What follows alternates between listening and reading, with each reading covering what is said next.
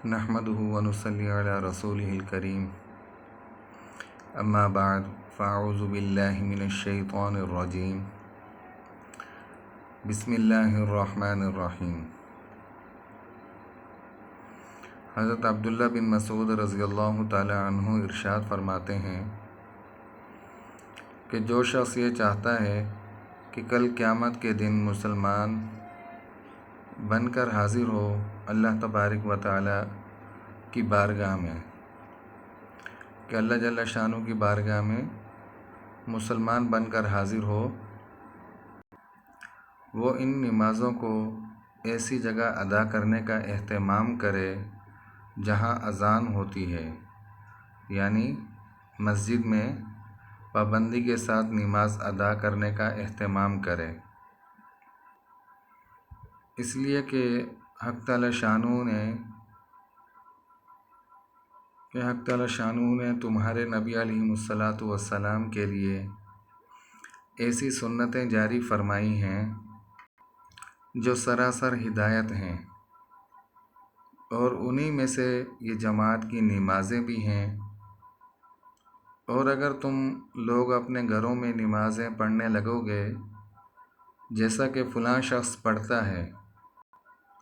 تو تم نبی کریم صلی اللہ علیہ وسلم کی سنت کو چھوڑنے والے کہلواؤ گے، کہ آپ صلی اللہ علیہ وسلم کا فرمان کہ مسجد میں نماز ادا کرنی چاہیے انسان کو، تو یہ کہ جو اپنے گھروں میں نماز پڑھ لیں گے، جیسا کہ حدیث میں کہ فلاں شخص گھر میں نماز پڑھتا ہے، تو اگر اسی کی طرح یہ کہ دوسرے بھی نماز پڑھنے لگیں گے اپنے گھروں میں، تو آپ صلی اللہ علیہ وسلم کی سنت کو چھوڑنے والے ہوں گے یہ لوگ۔ اور یہ سمجھ لو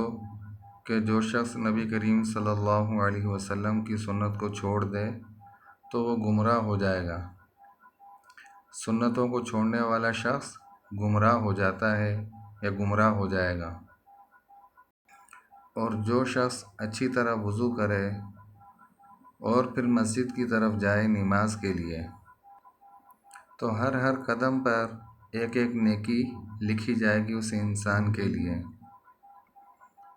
اور نیکی کے ساتھ کیا ہے کہ ایک ایک درجہ اس انسان کا بلند ہوگا،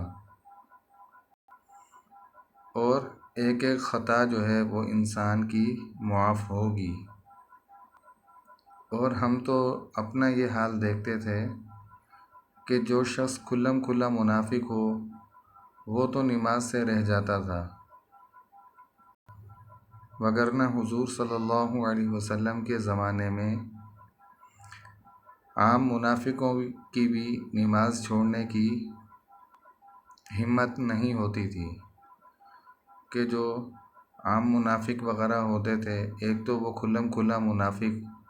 کہ جس کے بارے میں سب کو پتہ ہوتا تھا کہ یہ منافق ہے، وہ تو نماز سے رہ جاتا تھا، لیکن جو چھپے ہوئے منافق ہوتے تھے اور لوگوں کو ان کے بارے میں نہیں علم ہوتا تھا کہ یہ منافق ہیں یا کون ہیں، تو ان لوگوں کی بھی ہمت نہیں ہوتی تھی کہ وہ نماز سے پیچھے رہ جائیں۔ ہاں، منافقین میں سے وہ تھے کہ جو سخت بیماری کی وجہ سے نماز پر نہیں جا سکتے تھے، وگرنہ جو آدمی 2 آدمیوں کے سہارے گھسٹتا ہوا مسجد تک جا سکتا تھا 2 آدمیوں کے سہارے سے، تو اس کو بھی صف کے اندر کھڑا کر دیا جاتا تھا نماز کے لیے۔ تو اس سے پتہ چلا کہ حضرات صحابہ کرام کے ہاں جماعت کی نماز کا کس قدر اہتمام تھا۔ اگر کوئی بیمار بھی جماعت میں شریک ہو سکتا تھا تو وہ بھی جا کر شریک ہو جاتا تھا، اور چاہے 2 آدمیوں کو کھینچ کر لے جانے کی نوبت ہی کیوں نہ آتی، اور یہ اہتمام کیوں نہ ہوتا، جبکہ ان کے اور ہمارے آقا صلی اللہ علیہ وسلم کو اسی طرح کا اہتمام تھا۔ حضور اکرم صلی اللہ علیہ وسلم کے مرض الوفات کے ایام میں یہی صورت پیش آتی کہ مرض کی شدت کی وجہ سے بار بار غشی ہوتی تھی اور کئی کئی دفعہ وضو کا پانی طلب فرماتے تھے۔ آخر ایک مرتبہ وضو فرما کر حضرت عباس اور ایک دوسرے صحابی رضی اللہ عنہم ان دونوں کے سہارے سے آپ صلی اللہ علیہ وسلم مسجد میں تشریف لے گئے کہ آپ صلی اللہ علیہ وسلم کے پاؤں مبارک یعنی قدم مبارک زمین پر اچھی طریقے سے جمتے بھی نہیں تھے، اور حضرت ابوبکر صدیق رضی اللہ تعالی عنہ نے تعمیل ارشاد میں نماز پڑھانا شروع فرما دی تھی کہ آپ صلی اللہ علیہ وسلم کے فرمانے کی وجہ سے، حکم کی وجہ سے حضرت ابوبکر صدیق رضی اللہ تعالی عنہ نے نماز پڑھانا شروع فرما دی تھی، اور حضور اکرم صلی اللہ علیہ وسلم جا کر نماز میں شریک ہوئے، اور حضرت ابو درداء رضی اللہ تعالی عنہ ارشاد فرماتے ہیں کہ میں نے حضور اکرم صلی اللہ علیہ وسلم کو یہ ارشاد فرماتے ہوئے سنا کہ اللہ کی عبادت اس طرح کر گویا کہ وہ سامنے ہے، کہ تجھے دیکھ رہا ہے، اس طریقے سے اللہ تبارک و تعالیٰ کی عبادت کر،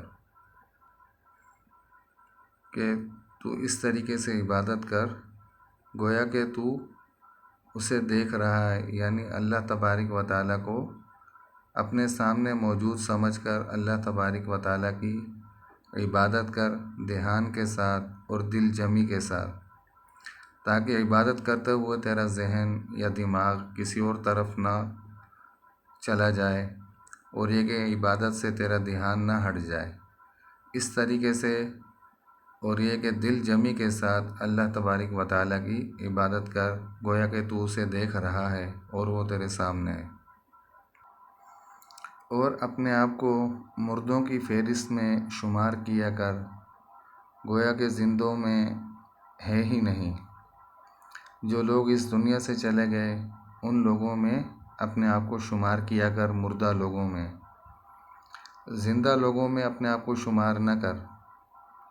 اور یہ کہ جب مردوں میں اپنے آپ کو شمار کرے گا تو پھر نہ کسی بات کی خوشی اور نہ کسی بات کا غم، نہ کسی چیز کے جانے آنے کی کوئی غمی، نہ کوئی پریشانی، پھر انسان کو کوئی بھی غمی پریشانی لاحق نہیں ہوتی، اور مظلوم کی بد دعا سے اپنے آپ کو بچا، اور اگر تو اتنی بھی طاقت رکھے کہ زمین پر گھسٹ کر عشاء اور فجر کی نماز میں شریک ہو سکے تو پھر اس سے دریغ نہ کرنا، کہ اگر زمین پر گھسٹ کر عشاء کی نماز اور فجر کی نماز میں شریک ہو سکے تو شریک ہو جانا، اور یہ کہ ان نمازوں کو چھوڑنے کی کوشش نہ کرنا، کہ ان میں کسی بھی طرح اگر شامل ہو سکے جماعت کی نماز میں عشاء اور فجر کی تو لازمی ان میں شرکت کرنا، اور یہ کسی بھی قسم کی کوئی دریغ نہ کرنا کہ یہ نمازیں سستی کی وجہ سے یا کسی بیماری کی وجہ سے چھوڑ دیں، یہ ہرگز نہ کرنا۔ ایک حدیث میں ارشاد پاک ہے کہ منافقین پر عشاء اور فجر کی نماز بہت بھاری ہے، جس طریقے سے مسلمانوں کے لیے تاکید ہے کہ زمین پر گھسٹ کر عشاء اور فجر میں شریک ہو جانا، اور یہ کہ دریغ نہ کرنا، لیکن دوسری طرف یہ چیز بھی بتلا دی کہ منافقین پر عشاء اور فجر کی نماز بہت بھاری ہے، اور اگر ان کو یہ معلوم ہو جاتا کہ جماعت میں کتنا ثواب ہے تو زمین پر گھسٹ کر جاتے اور جماعت میں شریک ہوتے اور جماعت سے پڑھنے کی پابندی رکھتے۔ تو یہ کہ مسلمانوں کے لیے بھی بتلا دیا کہ عشاء اور فجر میں تاکیداً کہ ان کا اہتمام کریں، اور اس کی وجہ بھی بتلا دی کہ عشاء اور فجر منافقین پر بھاری ہے کہ وہ پڑھنے سے جو ہے وہ کتراتے ہیں، اور آخر میں یہ بھی بتلا دیا کہ اگر ان کو یہ معلوم ہو جاتا کہ جماعت کا کتنا ثواب ہے تو زمین پر گھسٹ کر بھی وہ لوگ منافقین جماعت کی نماز میں شریک ہوتے، یہ کہ اگر ان کو ثواب کا معلوم ہو جاتا کہ اس کا ثواب کتنا ہے۔ تو آج ہم لوگ اپنا بھی حال دیکھیں کہ ہم کس طریقے کے مسلمان ہیں کہ اکثر و بیشتر اذان ہو رہی ہوتی ہے، اس کا جواب دینا تو دور کی بات، اس کی طرف دھیان بھی نہیں جاتا کہ مؤذن کس چیز کی طرف ہمیں بلا رہا ہے اور کس چیز کی ندا لگائی جا رہی ہے اور کس چیز کی صدا بلند کی جا رہی ہے، کہ اللہ تبارک و تعالی انسان کو منادی کے ذریعے ندا لگوا رہا ہے، آؤ کامیابی کی طرف، اور مسلمان کامیاب بھی ہونا چاہتے ہیں اور کامیابی کی طرف جانا بھی نہیں چاہتے۔ پھر تو یہ کہ انسان اپنی من چاہی زندگی گزارنا چاہتا ہے رب چاہی زندگی چھوڑ کر، اس چیز سے ہر ایک کو بچنے کی بہت ہی زیادہ ضرورت ہے کہ ہم من چاہی زندگی کو چھوڑ دیں، رب چاہی زندگی گزاریں، کہ جس طریقے سے ہمارا رب چاہتا ہے کہ ہم زندگی گزاریں اسی طریقے سے ہم زندگی گزارنے والے ہوں۔ جس طریقے سے کہ اگر کوئی یہ تعویل کرے کہ ہم جیسے فلاں شخص گھر میں نماز پڑھ لیتا ہے تو ہم بھی پڑھ لیتے ہیں، تو یہ کہ آپ صلی اللہ علیہ وسلم کی سنت کو چھوڑنے والے کہلوائیں گے وہ لوگ، جو یہ کہ دوسروں کو دیکھ کر ان کی پیروی کرنے والے ہوں گے۔ جس طریقے سے آسان سی مثال دے کر سمجھایا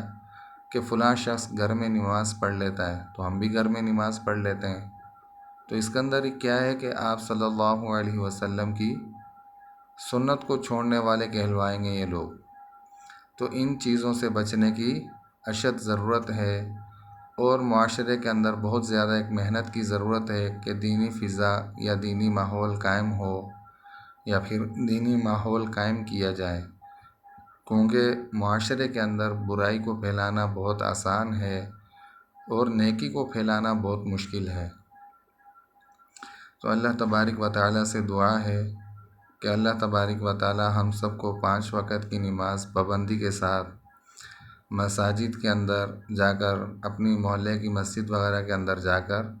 نماز پڑھنے کی اور اس کو روٹین بنا کر ادا کرنے کی اللہ تبارک و تعالی ہم سب کو توفیق عطا فرمائے۔ وآخر دعوانا ان الحمد للہ رب العالمین۔